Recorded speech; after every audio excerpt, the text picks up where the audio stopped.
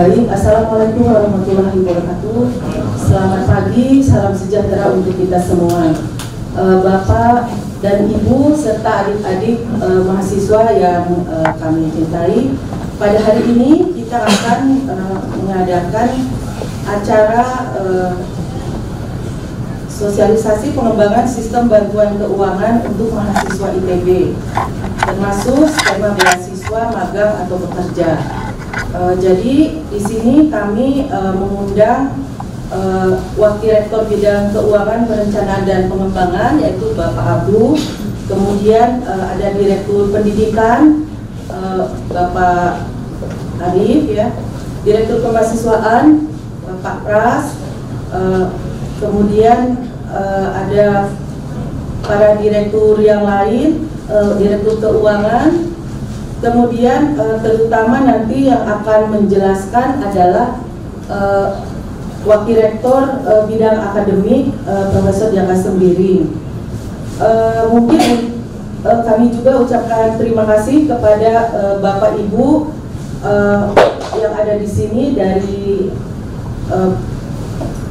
dosen wali ataupun ketua TPB, ya. Kemudian Bapak Ibu wali akademik. Terima kasih. Acara pertama akan disampaikan oleh Pak Jaka sebagai pembuka. Kemudian nanti adik-adik juga dipersilakan atau Bapak Ibu di sini untuk bertanya. Silakan. Terima kasih Bu Nawi. Assalamualaikum warahmatullahi wabarakatuh. Pak Abdul, Bapak Ibu Direktur, dan Ibu yang saya hormati, Bapak Ibu dosen, dan saya banggakan adik-adik mahasiswa sekalian. Saya akan membuka begini. Saya percaya yang saya hadapi pada saat ini adik-adik mahasiswa adalah intelektual muda yang kelak menjadi harapan bangsa, yang akan meneruskan kepemimpinan bangsa ini. Itu saya percaya. Oleh karena itu saya juga percaya bahwa adik-adik semua sebagai intelektual muda pastilah mampu untuk berpikir secara jernih dengan kepala dingin, mencerna semua informasi dan mampu mengkomunikasikannya dengan baik dan beretika. Saya percaya seperti itu. Keyakinan ini saya dapatkan, saya merasa yakin karena adik-adiklah yang diminta oleh teman-temannya sendiri untuk menjadi pemimpin di kelompoknya masing-masing. Ada di UKM, ada di lingkungan. Pastilah orang-orang yang terbaik yang beri amanat untuk memimpin rekan-rekannya sendiri. Nah, itu yang pertama yang ingin saya sampaikan.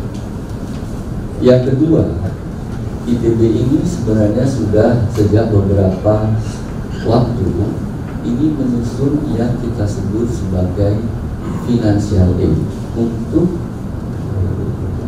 seluruh mahasiswa kita, yang tujuannya dikaitkan dengan tujuan pendidikan kita.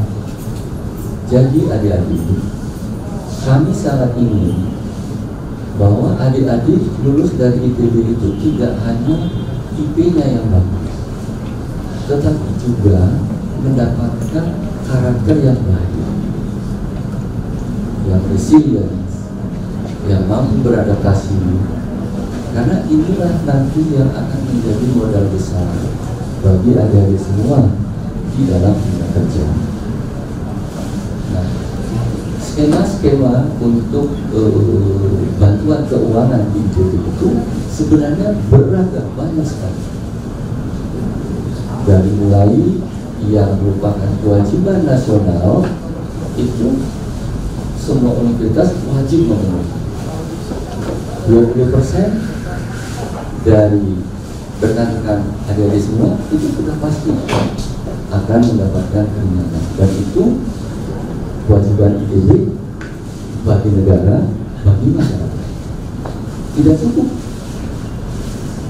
itu, kita juga memberikan bentuk-bentuk keringanan yang lain yang sering dimaknai atau disebut sebagai keringanan UKT. Itu salah satu.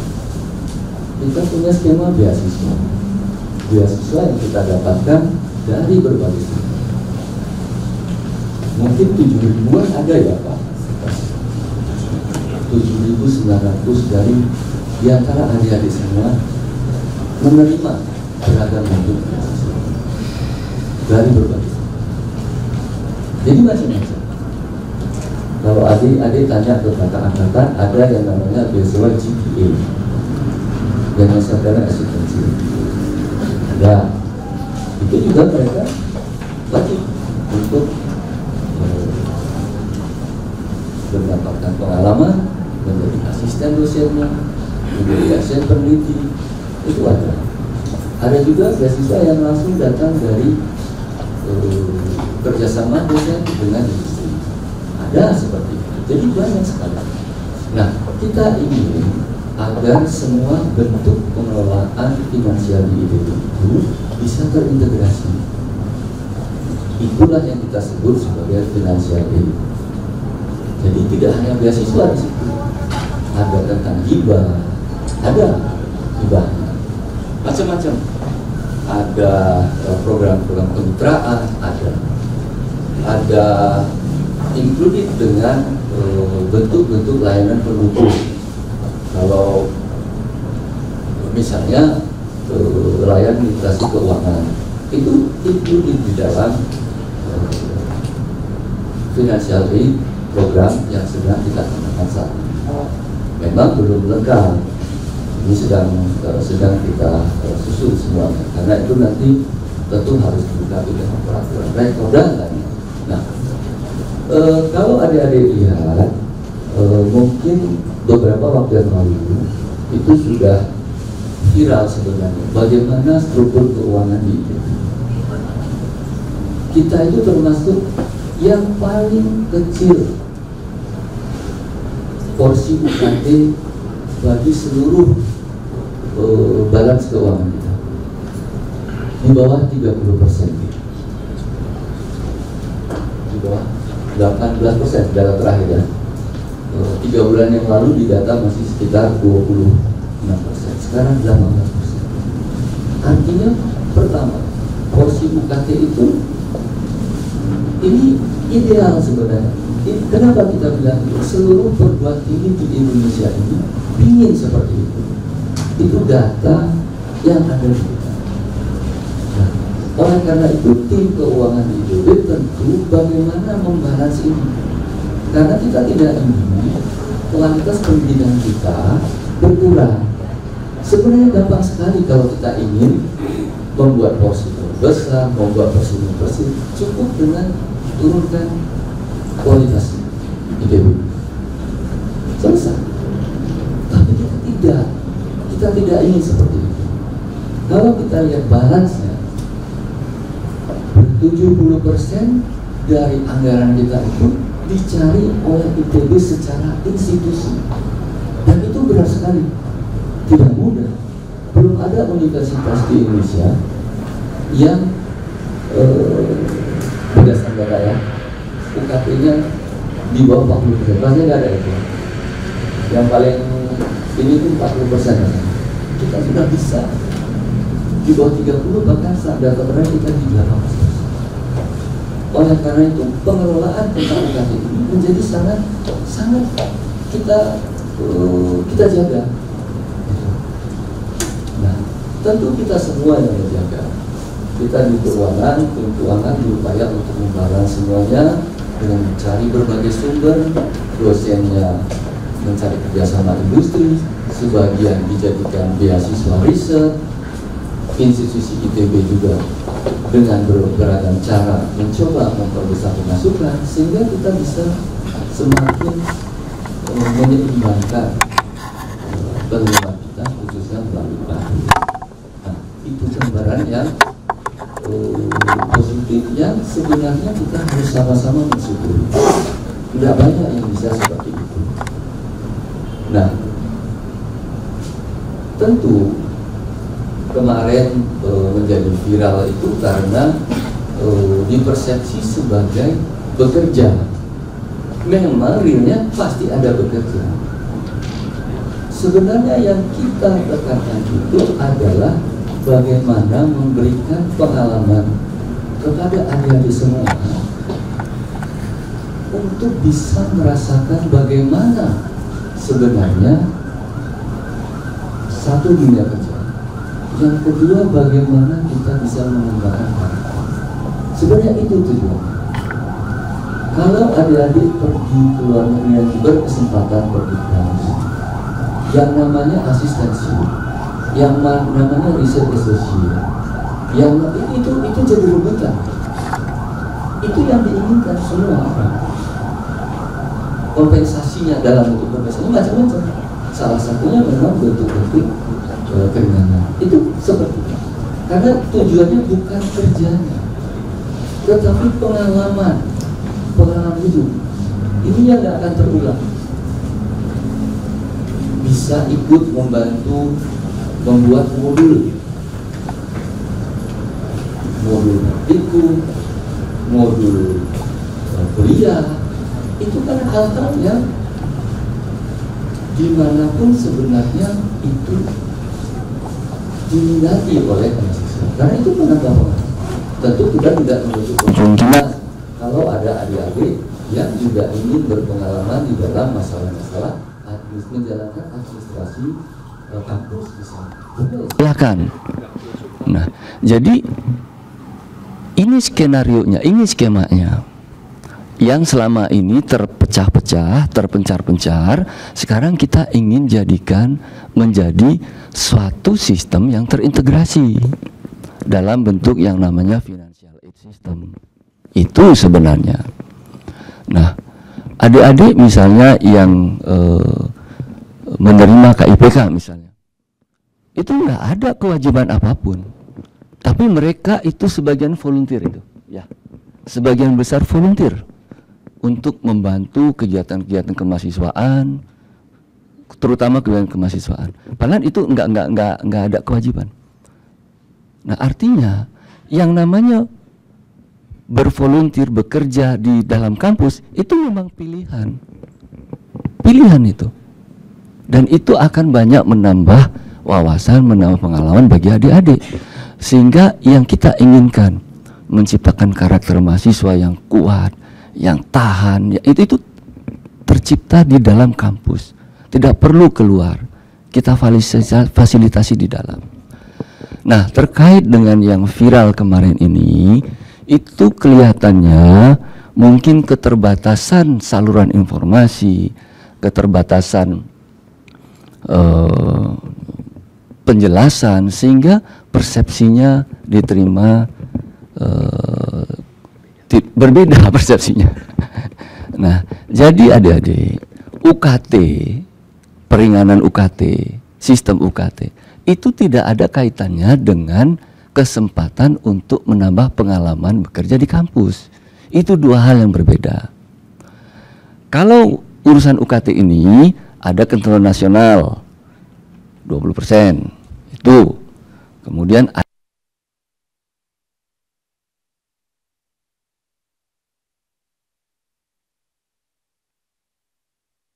itu berdasarkan skala ekonomi, berdasarkan, tentu dipertimbangkan semua. Keluarlah yang namanya keringanan. Itu berlaku terus kan? Kalau nanti masih juga ingin mendapatkan keringanan, baru kita berikan. Oke, kalau begitu ini loh, ada alternatif, ada tawaran untuk bisa berkontribusi bagi ITB sekaligus menambah pengalaman dan wawasan bagi adik-adik. Ini loh pilihannya. Ini di luar negeri itu begitu. Banyak tawaran-tawaran bagi adik-adik mahasiswanya. Karena tujuannya itu bukan semata masalah finansial sebenarnya, bukan itu. tapi lebih kepada bagaimana memberikan pengalaman bekerja, dan itu nanti kan ada di CV semua. Pada saat adik-adik melamar bekerja, tercatat pernah sebagai asisten, tercatat sebagai pernah jadi tim membuat modul, membuat praktikum, asisten kuliah, asisten praktikum. Itu kan nilai tambah yang luar biasa untuk adik-adik semua. Kesempatan itu yang kita berikan. Nah, jadi jangan disatukan. Nah, kemarin itu kelihatannya informasinya tidak terpisahkan itu. Nah, ini yang mohon supaya sama-sama kita mengerti, kita punya tujuan besar, datanya menunjukkan bahwa kita itu sebenarnya universitas yang kalau di Indonesia itu belum ada adik-adik yang bisa membuat UKT kurang dari 40%. Enggak ada. UI UGM aja masih di 50-60% tuh kalau nggak salah. Ada datanya itu. Nggak bisa ke ini, nggak cocok ininya. Itu, dan itu kerja keras kita semua. Kerja keras kita sebagai satu institusi. Termasuk dosennya, termasuk laboratoriumnya, program studinya, semua. Itu. Nah, kalau kita punya mindset yang sama, tentu seperti tadi saya sampaikan, saya berhadapan dengan adik-adik intelektual muda yang kelak adik-adik nanti akan di posisi ini. Coba bayangin nanti kalau adik-adik di posisi ini menghadapi situasi yang seperti ini, apa yang harus adik lakukan? Lah, pengalaman itu kan ada di dalam kampus, diberikan dalam kampus, diberi kesempatan. Nah, ini loh mindset yang kita ingin sama-sama bisa memahami. Mungkin pembukaan dari saya, Bu Nomi. Terima kasih atas perhatiannya adik-adik. Mohon maaf waktunya diambil untuk diskusi pada hari ini. Terima kasih. Assalamualaikum warahmatullahi wabarakatuh. Baik, untuk selanjutnya dipersilahkan kepada Bapak Ibu maupun adik-adik kalau ada pertanyaan atau Pak Abdul aja dulu ya Pak ya, mangga Pak. Ya, ini karena tidak bisa ditayangkan ini karena nggak cocok kabelnya mungkin. Jadi yang disampaikan adalah ada sebuah slide yang disampaikan oleh Pak Dirjen Dikti ya, Ristek, berkaitan dengan pendanaan di PTNBH ya, seluruh PTNBH, dan kita salah satunya itu menjadi catatan oleh Pak Dirjen adalah bahwa kita adalah satu-satunya PTNBH yang bisa berkontribusi gitu, bukan hanya dari segi UKT-nya. Jadi kalau dari segi persentase total anggaran yang ada di TB ini itu 19%, 18% lah, 19% itu dari UKT. Nah, tolong dicatat ini ya. Kemudian 26%, 18% dari APBN, kemudian UKT itu 26%, ya 26%. Kemudian selanjutnya selain UKT yaitu 56%. Jadi seperti itu. Memang informasi ini mungkin tidak beredar luas karena memang ini yang beredar di masing-masing perguruan tinggi negeri PTNBH. Yang lain juga yang ingin saya tambahkan adalah tujuan daripada financial aid ini adalah benar-benar untuk membantu mahasiswa yang memang membutuhkan financial aid, artinya bantuan tentang finansial dalam bentuk apapun, tentunya tadi kita sedang kembangkan supaya terintegrasi. Selama ini banyak sekali sumber-sumber pendanaan untuk mahasiswa itu bercak-bercak begitu ya, dan kita coba lakukan sentralisasi sehingga terintegrasi. Dengan tentunya kriterianya yang paling penting adalah indeks ekonomi atau ekonomi ya, kebutuhannya seperti apa sehingga nanti bisa diidentifikasi setiap mahasiswa itu eligibilitasnya apa, bisa dibantu apa ya. Saya pikir ini sebuah praktek yang biasa di luar negeri yang sebagai ya world class university begitu ya, bahwa mahasiswa yang memang membutuhkan dukungan finansial itu harus ada sistemnya. Nah, di Indonesia pemerintah juga sudah membantu dengan adanya Permendikbud Ristek yang 2 tahun 2024 ya, yang kemarin juga kita dengarkan bagaimana keputusannya dan kita harus melaksanakan secara full ya, secara penuh apa yang disampaikan itu dan kita melaksanakannya. Jadi kalau kita lihat sebenarnya sudah ada dukungan dari pemerintah untuk itu dan kita laksanakan. Sekarang berikutnya jika mahasiswa masih memerlukan, nah sistem financial aid inilah tempatnya. Nah termasuk yang tadi ada berbagai jenis alternatifnya mau apply ke yang mana. Karena tentunya tidak semua membutuhkan katakanlah misalnya asrama begitu kan ya. Asrama itu bagian daripada financial aid tapi dalam bentuk penginapan gitu ya, dan bisa dalam bentuk misalnya juga tadi ada beasiswa-beasiswa yang disampaikan oleh pemerintah ataupun non pemerintah, bahkan juga ada alumni yang juga bisa masuk menambah untuk finansial daripada mahasiswa, termasuk ada suatu mekanisme bekerja untuk mendukung ITB, tentunya juga itu bisa dikaitkan dengan misalnya pengurangan UKT atau bukan pengurangan UKT tetapi mahasiswanya mendapatkan tambahan pendapatan. Itu yang sedang kita kembangkan begitu ya. Jadi saya pikir gambaran besarnya seperti itu. Ya, memang mungkin perlu kita lakukan sosialisasi, ya komunikasi dan diskusi kepada semua pihak. Demikian mungkin tambahannya dari saya. Terima kasih. Baik, terima kasih Pak Abduh. Pak Anas dan Pak Pras. Baik kalau begitu. Baik kalau gitu kita akan berdiskusi, dipersilahkan dari mahasiswa atau dari Bapak Ibu di sini kalau ada yang mau bertanya. Mohon menggunakan mic ya supaya kedengeran. Menggunakan mic, ya silahkan Mas. Di sebelah sini mic-nya.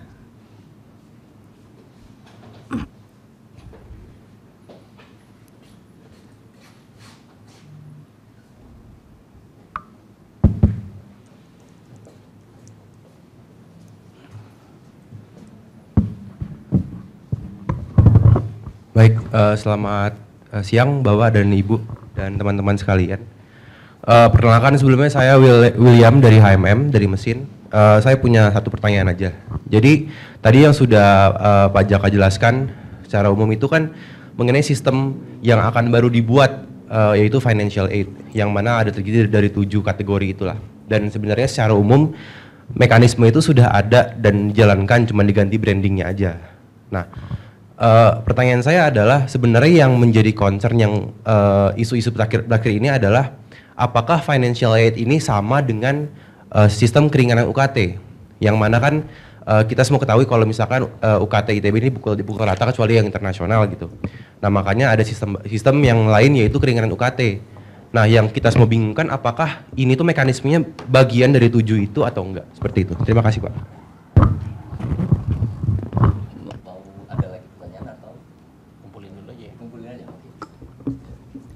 Oke. Itu dulu aja Pak.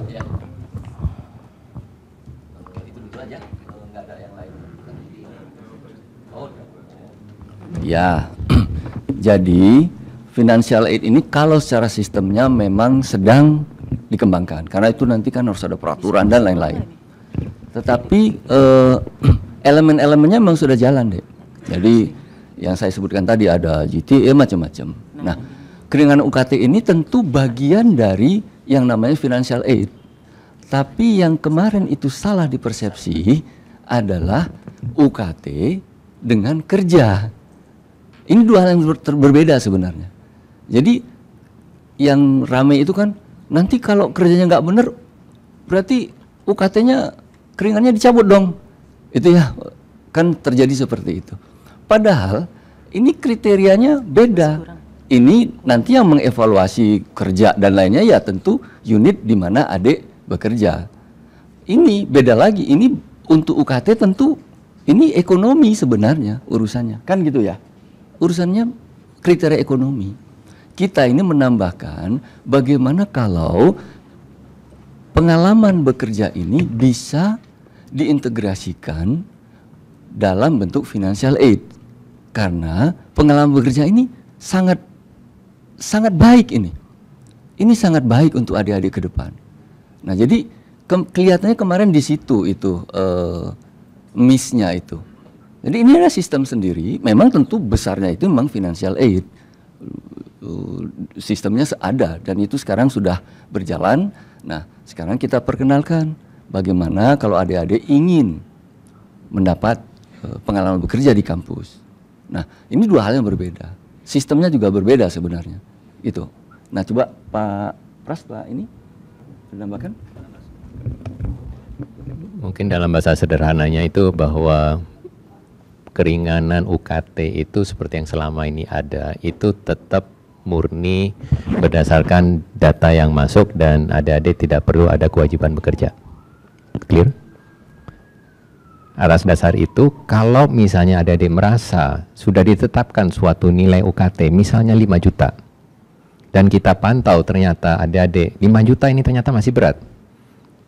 Masalahnya ada teman lain yang juga diturunkan 5 juta dengan data yang sama, sudah lunas. Oleh karena itu kita menawarkan financial aid ini ada opsi lain kalau mau diambil. Salah satunya itu adalah kerja paruh waktu itu. Kira-kira seperti itu. Cukup clear ya? Baik Pak, berarti kalau misalkan bisa saya recap, betul keringanan UKT itu masuk ke bagian dari financial aid. Yang mana financial aid itu semua opsional pengajuan. Berarti kalau yang dia mengajukan financial aid ya dengan kerja paruh waktu, maka dia punya kewajiban untuk kerja paruh waktu. Kalau misalkan dia mengajukan UKT, berarti ya dia hanya mengajukan UKT saja. Oke, berarti kalau gitu follow up question saya di bagian kemarin mungkin saya dan beberapa teman-teman saya ini setuju kalau misalkan ada beberapa kesalahan diksi lah dalam penyampaiannya. Nah, tapi di sana yang menurut saya ada kata-kata yang cukup concerning itu adalah jika tidak kerja paruh waktu maka beasiswa dicabut. Nah, itu apakah yang akan dicabut yang mana seperti itu? Ya, itu makanya tadi saya sebutkan ada dua itu sebenarnya message yang jadi satu. Itu di situ sebenarnya. Jadi kalau adik bekerja paruh waktu misalnya ini kita udah namanya kerja aja lah ya. Walaupun sebenarnya niat kami itu bukan untuk mempekerjakan, sebenarnya untuk menambah pengalaman. Itu niat yang tulus benar-benar dari ITB untuk menambah pengalaman bagi adik-adik, karena itu sangat penting itu. Nah, tentu misalnya adik-adik bantu untuk membuat modul. Lah kan yang namanya kita bekerja dan lain kan ada kriterianya, apakah hasilnya bagus atau enggak. Itu yang menilai ya dari unit yang di mana adik bertugas gitu, di kemahasiswaan, di segala macam. Nah, hasil ini tentu ada evaluasinya, tetapi evaluasi UKT ya tetap dari sisi perekonomian, nggak ada yang ini. Tentu nanti ini ada semacam konsekuensinya, bisa jadi lah adik-adik kok nggak perform dalam pekerjaan ini. Nah, itu tentu ada pembinaan di setiap unit untuk itu. Tapi kalau untuk UKT ya tentu kriterianya tetap ekonomi, itu seperti itu sebenarnya, Dek. Ya, jelas ininya. Baik Pak, berarti kalau misalkan baik, kalau begitu untuk yang keringanan UKT, ITB berhak untuk mencabut kalau misalkan ekonominya udah nggak lagi bermasalah, itu aja berarti? Nggak mungkin ada kriteria lain? Oke, baik, terima kasih. Yang keringanan UKT itu kan seperti tadi yang disampaikan oleh Pak Abdu, itu sudah diatur di Permendikti yang tahun 2024. Jadi evaluasi terhadap keringanan UKT itu selama ini kita jalankan. Kalau ternyata perubahan ekonomi itu kan bisa positif, bisa negatif. Kalau negatif itu dalam artian misalnya ekonomi data yang sekarang menunjukkan dia di UKT nomor 4 misalnya. Ternyata seiring dengan waktu ada musibah, mahasiswa ternyata drop lagi, maka itu juga dapat dipertimbangkan. Sebaliknya juga berlaku, begitu ekonominya pulih, bisa juga dievaluasi untuk kembali ke suatu UKT yang berbeda lagi. Prinsipnya itu yang diatur. Baik, mungkin kalau misalkan recap aja teman-teman yang tadi kurang menyimak. Jadi itu ITB tuh ingin mengimplementasikan 3 sistem, ada merit based, work based, sama ability based. Nah, untuk yang keringanan UKT ini sepertinya ITB mengatakan bahwa ini ability based. Jadi kalau misalkan emang nggak mampu aja baru misalkan diberi kewajiban. Jadi bisa menyimpulkan bahwa berarti statement kemarin itu salah berarti ya Pak ya? Salah membungkus informasi lah gitu ya. Karena sebenarnya informasinya jadinya tidak lengkap. Hari ini kita lengkapi itu. Baik Pak, mungkin untuk lebih clear aja, kami di sini juga belum tahu sebenarnya salahnya di mana. Nah mungkin kalau Tidak misalkan misalkan dalam dunia lain ini Bapak diberikan kesempatan untuk mengulang email kemarin, sebaiknya seperti apa? Nanti ada press release-nya kita sampaikan. Iya, ada press release-nya kita siapkan. Silahkan adik-adik kalau mau berapa. Oke, jadi selamat siang ya Bapak Ibu dan teman-teman. Jadi saya Danis. Di sini saya juga bersama dengan teman-teman, beberapa ada yang mendapatkan email tersebut. Nah, jadi saya ingin coba ini ya dari POV kami gitu ya. Di email tersebut jelas bahwasannya itu sebuah kewajiban untuk penerima keringanan UKT. Nah, dan bahkan di form tersebut itu pilihannya hanya dua, iya, dan jika tidak maka beasiswa UKT-nya akan ditarik. Nah, jadi itu bagaimana kira-kira Pak? Itu kan itu. Jadi kayak bahkan Paham. Jatuhnya itu apalagi tadi Bapak menyampaikan bahwasannya ini tuh sebagai sebuah opsi gitu kan. Kalau ingin menambah pengalaman silahkan gitu. Saya sendiri nggak keberatan kalau memang ini sebuah opsi. Namun yang menjadi saya keberatan adalah kenapa ini menjadi ada dalam bentuk ancaman tendensi kepada orang-orang yang tidak bisa gitu untuk melakukan pekerjaan tersebut gitu. Beasiswa UKT ini dicabut terus dan sebagainya. Nah, dan ya tadi kalau Bapak bilang itu kepada orang-orang yang yang finansial udah ditinjau dan orang yang nggak bisa membayar UKT, kenapa orang-orang yang udah dapat keringanan UKT dan bisa membayar itu masih mendapatkan email tersebut gitu? Berarti target pasarnya sebenarnya siapa? Nah, kenapa dari orang-orang yang mendapatkan email tersebut pun masih banyak yang ternyata nggak sesuai dengan kriteria yang Bapak sampaikan gitu? Nah, jadi bagaimana kira-kira? Ya. Yang jelas emailnya itu udah ditarik ya. Ditarik itu, udah ditutup itu email itu karena memang setelah kita evaluasi informasinya tidak lengkap deh, tidak lengkap informasinya. Jadi seperti tadi Pak Pras dan Pak Anas juga udah sampaikan kalau UKT itu ekonomi. Jadi seperti sekarang adik-adik maba nggak ada pilihannya harus kerja, nggak ada. Itu udah itulah yang akan berlaku. Tapi kalau masih ingin, nah itu kita berikan solusinya. Begini loh, itu kalau ingin. Kalau dia nanti nambah, ekonominya membaik, ya harus naik, kan seperti itu. Nah yang masih ingin nambah, silakan kita beri opsi. Nah di situ pilihan, karena sebelumnya sudah mendapatkan keringanan. Nah itu skenarionya sebenarnya, skemanya. Cuma tidak tersampaikan di dalam kemarin blasting emailnya itu tidak tersampaikan seperti itu, gitu deh, ya. Oke Pak, kalau begitu bolehkah kiranya Bapak tadi kan saya sudah mengatakan tuh hal yang saya sebutkan menurut saya yang ambigu. Nah, apakah Bapak dapat mengeluarkan statement bahwasannya itu adalah hal yang salah gitu? Bahwasannya itu kurang tepat untuk dalam penyampaian di emailnya bahwasan diwajibkan untuk orang yang keringanan UKT, dan bahkan salah juga atau kurang tepat juga bahwasannya ketika tidak menerima hal tersebut itu menjadi sebuah ancaman untuk mengevaluasi UKT mereka. Karena saya setuju dengan Bapak bahwasannya kalau berdasarkan Permendikbud yang terakhir yang tahun 2024 evaluasi UKT itu bisa dilakukan, namun bukan berdasarkan hal tersebut gitu. Apalagi kita di awal nggak ada perjanjian gitu kan. Contohnya beberapa saya dan teman-teman saya mengajukan keringanan UKT di awal, kita nggak ada agreement di sana gitu, nggak ada bahwasannya kalau saya menerima keringanan UKT suatu saat akan ini malah begini gitu. Nah, jadi kira-kira apakah Bapak dapat mengonfirmasi gitu ya statement yang mana saja yang salah supaya dari kita juga clear nih Pak gitu, karena dari tadi masih banyak pertanyaan-tanya nih dari Pak Jaka tadi udah bilang kayak ada yang salah, tapi kita pengen coba lebih jelas Pak statement yang mana saja yang salah supaya kita tahu gitu Pak. Terima kasih. Nah, jadi gini, kalau press release-nya akan kita siapkan. Inilah yang resmi ya, ini resmi dari ITB. Nah, maksudnya yang saya sebut salah itu tentu dalam arti informasinya tidak lengkap seperti yang kita bahas pada kesempatan kali ini. Tidak lengkap dia. Nah, jadi sekarang adik-adik semua ada di sini, perwakilan seluruh mahasiswa, kita jelaskan, kita sampaikan.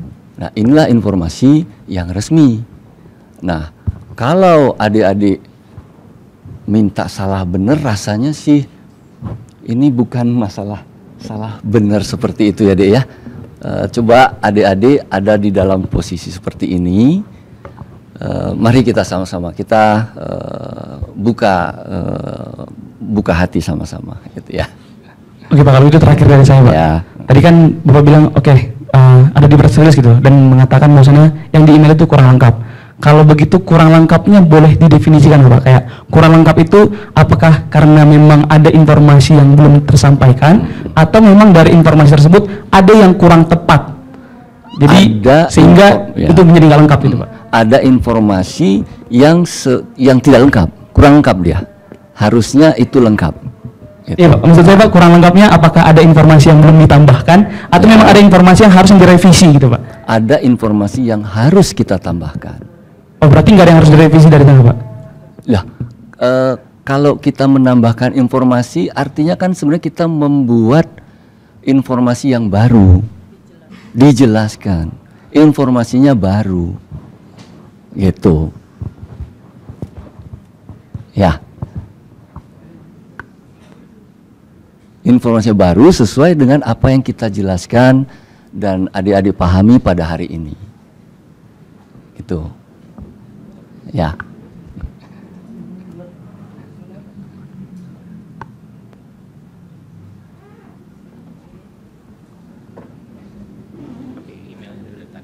Udah, email itu sudah ditarik. Iya. Iya. Jadi kita akan sampaikan informasi yang baru. Apakah nanti lewat email lagi dengan sesuai dengan dengan ininya lah ya.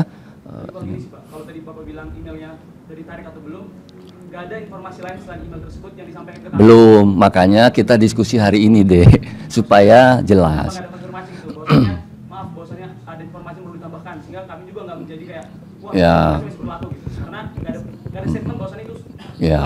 pas sebelumnya. Ya kan baru kemarin ya. Jadi cepat sekali deh itu, perputarannya cepat sekali. Kita juga kan tidak bisa langsung, nggak bisa. Makanya hari ini mari kita kumpul sama-sama. Kita lihatlah situasi seperti ini. Kalau saya sih mohon kita jangan husnuzon lah gitu ya. Kita husnuzon. Kita benar-benar ingin membantu adik-adik kok, nggak ada yang lain. Itu. Cuma emailnya mungkin perlu kita tambahkan dengan email yang lebih baru, gitu ya. Oke, terima kasih Pak atas jawaban sebelumnya dan perkenalkan kembali, selamat siang Bapak Ibu dan teman-teman semua. Perkenalkan saya Jovan Novento Sumanta dari Teknik Sipil. Saya izin untuk bertanya terkait sebenarnya lebih ke konfirmasi sih Pak. Karena salah satu concern yang membuat mahasiswa kebingungan adalah jika memang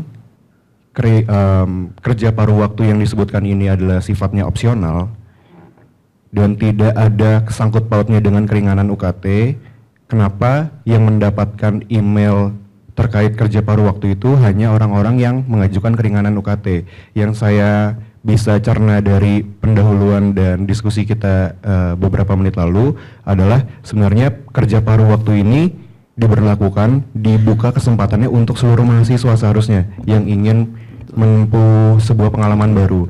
Tapi yang menjadi ambigu juga kenapa hal tersebut hanya diinformasikan melalui email kepada penerima keringanan UKT saja.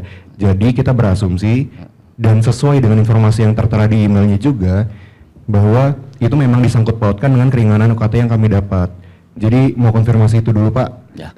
Terkait program kerja paruh waktu ini sebenarnya target masanya itu memang diperuntukkan untuk seluruh mahasiswa ITB atau hanya mahasiswa yang menerima keringanan UKT di awal, gitu Pak? Iya, makasih Dek. Jadi kenapa kita ingin mengembangkan financial aid system itu sebenarnya karena itu Dek. Jadi sekarang ini di antara adik-adik itu banyak banget sebenarnya Dek yang kerja paruh waktu itu banyak Dek. Nggak ada hubungannya dengan beasiswa, banyak itu. Nah, kita ingin sebenarnya lebih melihat gambaran secara luas dalam bentuk yang tersistematisasi. Sebenarnya itu. Nah, terkait dengan email yang menyasar tadi versi ini, ya itu yang saya sebutkan tadi, kita mungkin perlu lebih ini ya, lebih pas gitu untuk menyampaikan informasinya ke mana begitu. Itu kita akan evaluasi untuk itu. Tapi secara umum ya memang kesempatan untuk paruh waktu ini sudah beragam dia. Nah, salah satu yang kita coba adalah bagaimana kalau untuk yang ingin menambah atau ingin di atas keringanannya, kan begitu ya. Kalau keringanannya kan udah ini, semua udah dapat. Nah, kalau ada lagi yang ingin menambah keringanannya atau masih kurang, ya itu yang kita berikan. Makanya mungkin terlalu ini ya, emailnya itu nggak mestinya tidak semua itu, tapi harusnya targeted. Nah itu kita akan evaluasi, dan email itu kan sudah dicabut dan kita akan sampaikan informasi yang baru yang lebih lengkap sesuai dengan apa yang kita diskusikan pada hari ini. Tapi ide besarnya adik-adik mudah-mudahan bisa menangkap ya niat kita, apa yang kita inginkan. Mudah-mudahan itu tidak disalah persepsikan. Itu ya, terima kasih. Baik, terima kasih jawabannya Pak. Dan sebelum saya menanggapi jawabannya, saya ingin menyatakan bahwa sekiranya jika semua hal bisa kita perjelas di diskusi ini, kan tadi beberapa informasi ada yang dilemparkan pada nanti akan ada di press release, nanti akan ada informasi resmi dari laman ITB dan sebagainya. Nah, saya rasa beberapa hal yang pada akhirnya dilemparkan di press release nantinya, alangkah baiknya kita detailkan sekarang, karena pada akhirnya jika ternyata press release yang dikeluarkan oleh ITB nanti tidak sesuai dengan apa yang dimaksud oleh mahasiswa sekarang, pada akhirnya kita bisa jadi perlu melakukan diskusi lagi kalau ada ketidaksesuaian dan lain sebagainya. Jadi saya rasa agar tidak mengulangi proses yang sama berkali-kali, kita bisa clear dulu di sini. Dan dua hal yang ingin saya konfirmasi, berarti pertama, jika mahasiswa yang sudah mendapatkan, untuk mahasiswa yang sudah mendapatkan keringanan UKT sebelumnya dan mengajukan keringanan UKT tanpa kerja paruh waktu tetap bisa ya Pak, tapi kerja paruh waktunya itu opsional, betul ya Pak? Dan yang kedua, konfirmasi yang ingin saya tanyakan adalah berarti kerja paruh waktu ini bahkan diperuntukkan tidak hanya untuk mahasiswa yang sudah menerima keringanan UKT, tapi mahasiswa secara umum keseluruhan dari ITB ya Pak? Betul, betul seperti itu. Oke, baik. Kalau begitu dari saya cukup. Terima kasih.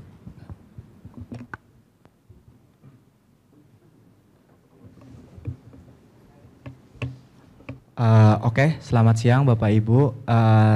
Terima kasih atas kesempatannya untuk bertanya. Perkenalkan, saya Sema dari KMPN Teknik Dirgantara. Sebenarnya pertanyaan saya cukup simpel, Bapak Ibu. Kalau untuk saya tadi sudah sedikit mungkin melanjutkan dari pertanyaan dari William yang tentang jadinya tuh ada 3 kamar gitu ya, ada yang work based, ability based, dan juga ada merit based. Nah, mau bertanya kalau untuk yang work based ini tuh sifatnya itu tuh sebuah beasiswa yang berarti itu nanti setelah mereka ini tuh bekerja akan dipotong UKT-nya, atau sifatnya itu tuh mereka dibayarkan secara tunai lalu mereka sendiri yang membayarkan itu terhadap UKT-nya gitu. Maksudnya saya juga tadi juga sesuai yang Bapak tadi nyatakan, itu kan sebenarnya sudah banyak ya sistem asisten atau sistem juga ya apa namanya kerja di dalam kampus gitu. Cuman mungkin saya nangkapnya juga ini tuh lebih diformalkan gitu kan ya Pak. Nah itu apakah sistemnya sama seperti yang sebelumnya, yaitu adalah dengan pemberiannya itu dalam bentuk uang tunai atau pemotongan UKT ya Pak? Terima kasih. Baik, terima kasih. Langsung saja singkat, jadi opsinya itu ada dua-duanya boleh dijalankan. Mahasiswa bisa mendapatkan merit lewat transfer rekening atau mengajukan bahwa ini akan dinota debitkan untuk mengurangi tagihan BPP. Dua-duanya ini sudah jalan. Jadi misalnya kemarin ada teman-teman kalian yang membantu di Direktorat Pendidikan, itu mereka minta untuk dinota debitkan mengurangi nilai BPP-nya.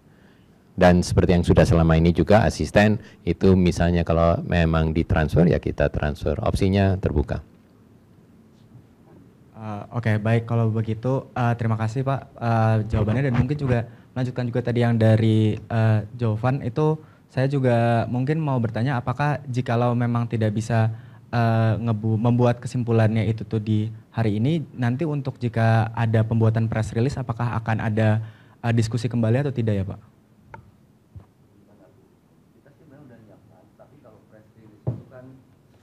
Sebenarnya tidak sampai seperti tadi di transfer ini boleh, ini kan tidak seperti itu ya. Jadi begini Dek, saya sih sangat ingin mengharapkan adik-adik itu berprasangka baik lah gitu ya. Itu yang saya harapkan. Tidak ada yang lebih dari itu yang saya harapkan. Kalau ada kekurangan, ada nggak apa-apa, silakan kita diskusikan. Tapi kalau presiden kan dia keluar Dek. Keluar itu tentu kita harus menjaga nama baik institusi kita. Coba adik bayangkan kalau press release kita itu ceritanya nanti boleh transfer, nanti harus gini, nanti perjanjiannya adalah begini. Kan tidak baik Dek untuk nama institusi kita sendiri. Itu biarlah kita di dapur ini kita diskusikan.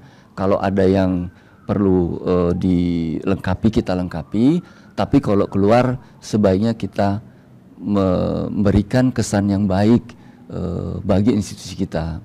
Karena Dek, ini adik-adik kita harus sama-sama paham. Tadi saya menyampaikan data itu ya.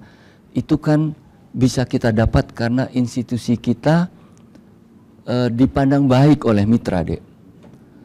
Nah, tolong jaga nama itu supaya kita bisa makin besar untuk mendapatkan pemasukan dari mitra kita. Lah kalau kita sendiri yang mendegrade nama kita sendiri atas alasan apapun, kita semua yang rugi. Nah karena itu kalau untuk press release ini sebenarnya kita lebih kepada bagaimana menjaga standing lah.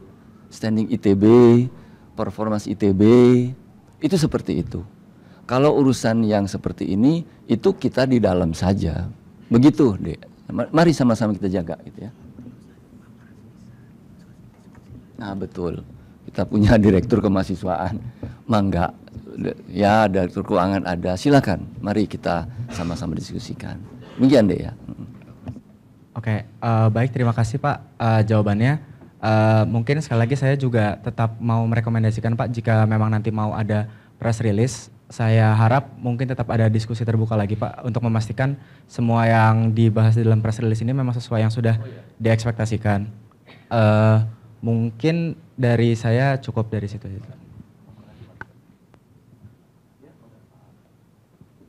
Ya, terima kasih Mas ya. Nah, seperti disampaikan Pak Jaka maupun Pak Abdul tadi, ini proses kan sedang berkembang ya. Makanya kita menyebutnya pengembangan financial aid system. Jadi kita mungkin perkirakan Desember akan bisa selesai misalnya ya, kalau sistem di online-nya sudah beres. Nah, di dalam proses itu mungkin kawan-kawan mahasiswa juga sudah lihat financial aid itu sistem ya. Sistem itu artinya kompleks. Di situ ada tadi disampaikan Pak Jaka, beasiswa, program paruh waktu, termasuk program literasi financial. Artinya semua hal yang memang itu tujuannya terkait dengan keuangan gitu. Kita mendengar kabar kawan-kawan kita dari perguruan tinggi lain ya terjerat judi online. Kan itu literasi financial literasi itu. Jadi itu adalah juga bagian dari financial aid. Jadi financial aid itu penyaluran dana, pengembangan karakter, lalu literasi keuangan dan sebagainya. Dan semuanya itu diintegrasikan. Apa yang dimaksudkan diintegrasikan itu adalah jadi tidak hanya manajemen ITB-nya saja, tapi mahasiswa dan mitra, orang tua mahasiswa dan sebagainya. Beasiswa itu saat ini sekitar 84-90 donatur ya. dan skemanya macam-macam juga. Kan beasiswa itu masuk dalam skema finance sheet. Dan beasiswa yang beragam itu persyaratannya juga macam-macam. Dan kalau saya boleh sampaikan, semuanya itu ada evaluasi. Mahasiswa KIPK ada di sini yang hadir? Mahasiswa BCA ada yang dari BCA? Atau dari antara Anda ada yang punya dapat beasiswa enggak? Itu setiap tahun dievaluasi.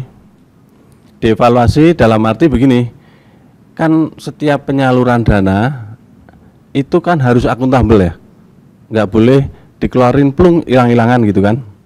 Apa yang dievaluasi itu biasanya ini mahasiswa kuliah nggak gitu, jangan sampai dapat beasiswa ternyata nggak kuliah.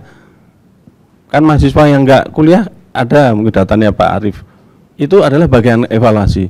Artinya efektivitas beasiswa itu juga harus kita jaga gitu. Pak Arief punya data, ada mahasiswa nggak aktif 1 semester, 2 semester itu banyak sekali.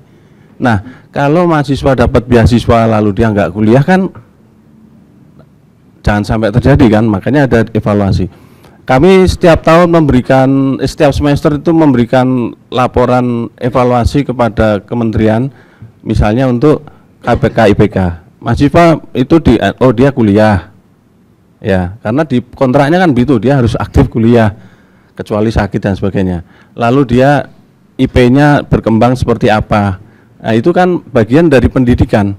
Jadi beasiswa itu sekali lagi bukan hanya urusan uang, tapi bagaimana membina siswa beranjak dari kebodohan menjadi cerdas, dari yang tidak sederhana, tidak sejahtera menjadi sejahtera gitu. Jadi bukan hanya keluar uang masuk kantong mana mahasiswa atau apa, tapi justru itu message-nya. Oleh karena itu ada evaluasi. Jadi tentu evaluasi itu kita nggak sampai tadi yang dikhawatirkan ya, maka dicabut gitu kan. Tadi Pak Jaka sampaikan kan terpisah itu. Kalau jadi kalau Anda jadi asisten itu kan Anda pasti dievaluasi oleh prodi Anda, masuk nggak kayak gitu kan dicek, masa dibiarin begitu.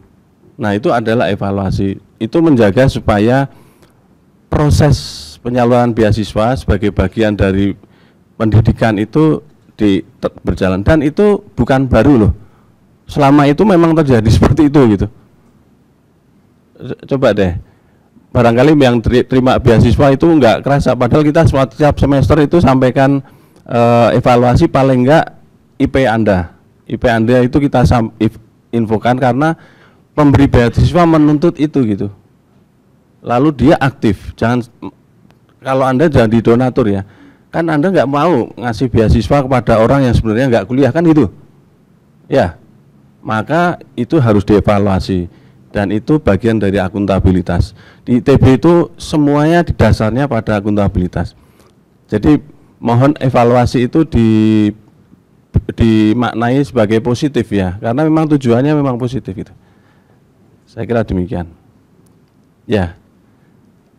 Ada tambahan Pak?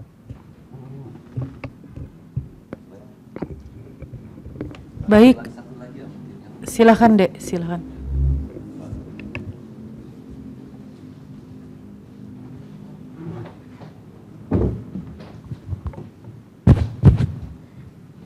Oke, selamat siang Bapak Ibu sekalian dan teman-teman sekalian di sini. Kalian saya Gading. Saya ingin bertanya, berarti setelah diskusi ini dan press release yang akan dirumuskan ke depannya, saya perlu pastikan apakah akan ada kewajiban bagi mereka yang menerima financial aid ini untuk kerja paruh waktu. Itu aja sih. Tergantung skenario yang mana. Ya, makasih ya Mas. Jadi financial aid itu sistem yang besar, oke? Di mana financial aid ini tujuannya untuk membantu mahasiswa. Setelah kita semua punya final terkait dengan siapa harus membayar berapa terkait dengan Permendikbud. Nah, kita pisahkan gitu ya. Permendikbud itu kan mendukung untuk UKT yang berkeadilan gitu ya, sesuai dengan ekonomi. itu kita laksanakan. Beyond itu ya Mas, jika masih ada yang memerlukan bantuan finansial, maka financial aid dilakukan, gitu ya. Di dalamnya financial aid macam-macam. Ada yang dalam bentuk tadi bekerja, dan bekerjanya bisa tadi kata Pak Anas, bisa dikonversi menjadi penurunan UKT lagi, atau dalam bentuk langsung ditransfer dananya ke biasa mahasiswa. Ada juga yang lain, ada yang berkaitan dengan beasiswa prestasi, ada beasiswa untuk yang biasanya dari alumni juga, jadi bermacam-macam gitu ya.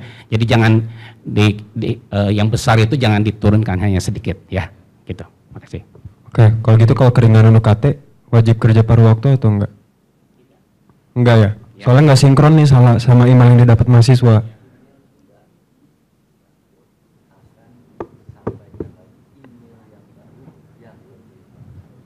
Oke. Email yang dicabut berarti email yang salah berarti apa ya? Kalau misalnya mengubahkan wajib menjadi tidak wajib, itu salah atau ditambahkan lengkap? Sudah jelas ya Mas ya. Tadi Anda tanya wajib enggak? Tidak wajib loh tadi disampaikan. Ya, nah, lalu artinya gini, kan Anda merefer pada email ya.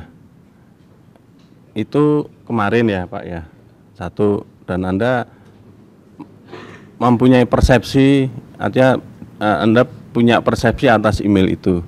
Lalu Anda bertanyakan kan, tadi ditanyakan, disampaikan di sini, itu emailnya dicabut gitu.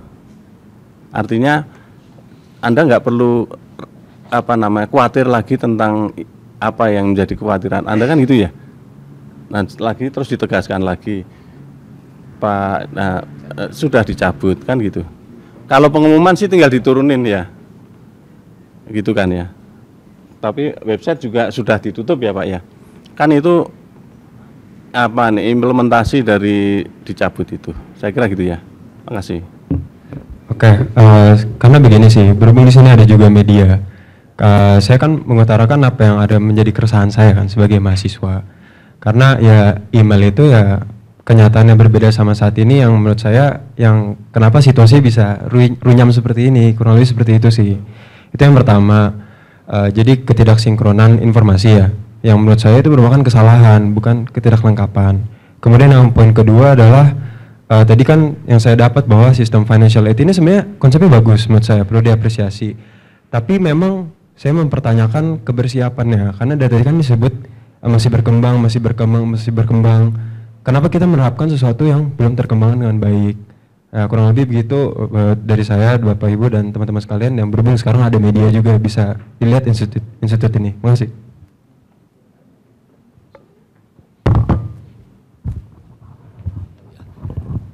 Ya, jadi sebenarnya kalau sistem itu sudah jalan semua itu Dek. Jadi yang kita maksud dengan pengembangan itu sih sebenarnya ya bagaimana kita bisa mengintegrasikan saja sebenarnya. Kalau sistemnya itu udah jalan semua itu, ya. Oh ya, saya ketinggalan satu pertanyaan, boleh Bapak? Enggak. Formulir untuk itu yang kemarin dipublikasi bakal dibuka lagi atau enggak ya?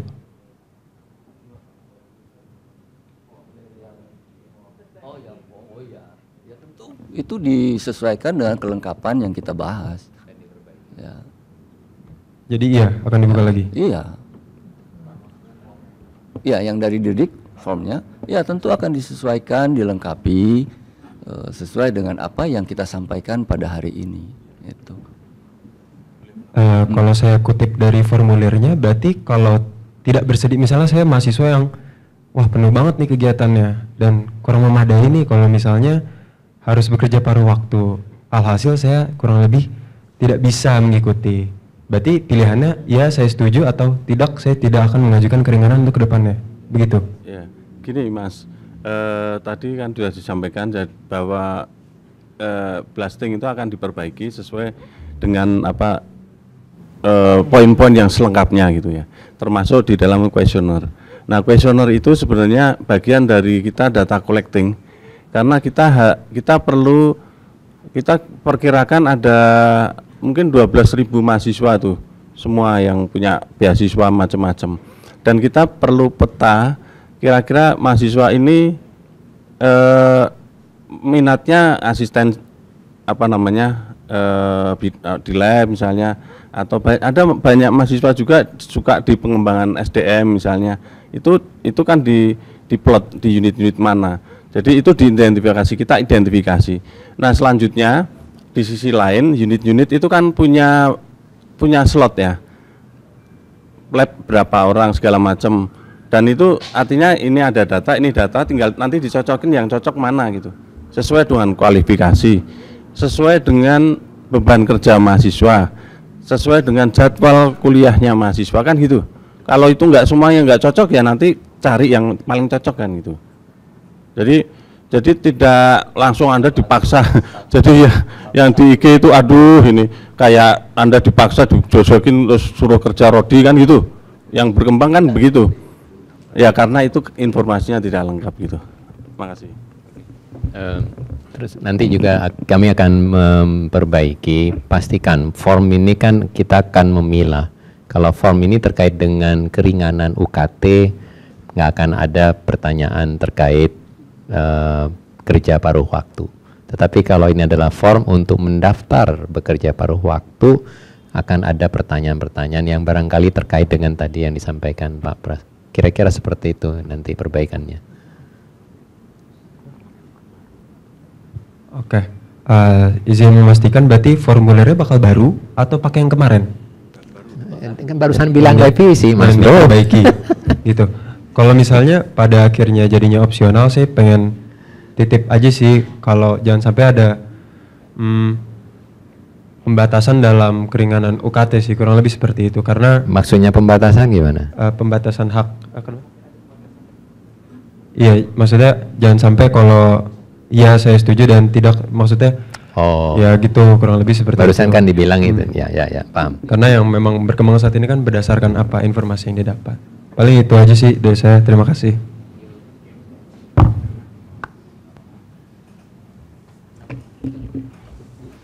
Baik, saya kira cukup ya, sudah hampir 1:30. Kita tutup saja acaranya. Kalau Bapak Ibu dosen ada yang mau bertanya, Bapak Ibu dosen? Atau memberi komentar atau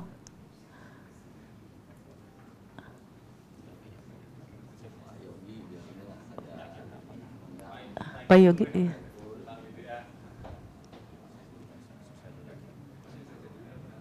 Oke, para dosen sudah jelas.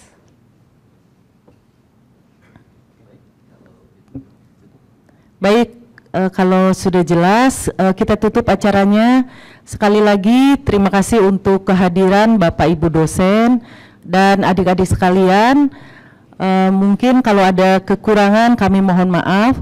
Semoga dengan dibukanya tanya jawab ini, diskusi ini, seperti yang dibilang Pak Jaka, kita selalu berprasangka baik, karena segala sesuatu itu untuk reputasi ITB begitu. Terima kasih, selamat siang, wassalamualaikum warahmatullahi wabarakatuh.